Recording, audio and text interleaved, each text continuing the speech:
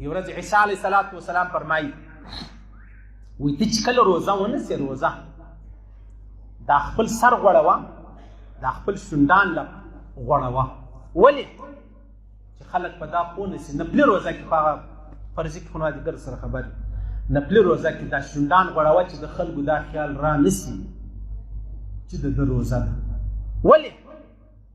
ویلې ول ته چې صدقه کوې پرسته لاس یې ورکوه پرسته لاس چپه لاس مه خبروه پرسته لاس یې ورکوه چپه لاس مه خبروه او بیا چې کله روزه ونیسې شونډانو ویښتان غوړوه چې خلک در پوه نه سي چې د روزه او زموږ څه چل دی سخته 2 نمبر یو دو نمبر اوریجنل 2 نمبر دا چې کمزوري 2 نمبر نه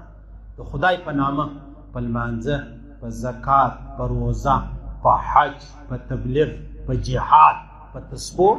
2 نمبر کله کله بیا انت پرون چا میسج راکړی عجب خبره کوله ماته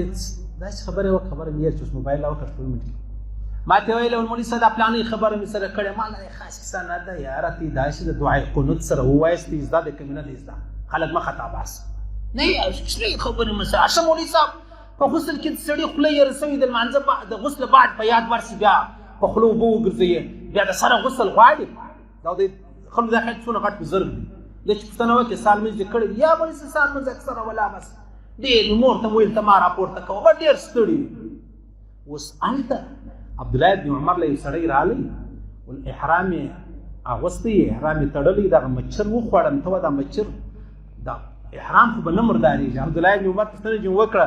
ول کنځه ول د عراق ما ول امام حسین چې شهیدوي ته پښتنه کوله چې څنګه کیسه دلته د مچر پښتنه کوي دغه بنه کوي. حضرت عمر فاروق رضی الله عنه ورځ روان دي یو ځوان سره دی د انګور یو دانه پیدا ک انګور یو دانه ناره کې دا د چا دا نو مخراوال درواغ ما وای وی خلق تا ما سي پدې زه دونه بزرګ یم د انګور یو دانه د تا دونه تقوا شروع کړی دا دا صحیح سره یندا ماته د نصيحت خبره کوم د نصيحت و خبره وبله درته وکړه کله کله پر دا روډ څوک روان نه دا خلک دا د منافقت یو علامه درشه سپیژری تیرې دی مشر تیرې دی عالم تیرې دی دای موټر نه قراري ژر موټر سره کار اپ منډه کې نیولارس او چې کله بیا د بیمه په انجلي تیرې موټر وته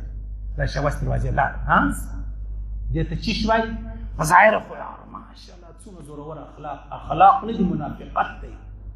پر تیر چوک باندې پس سپیژری موټر را دا کاټ او دلته چرانه دا څوک دی د مالمیش کنه د مالمیش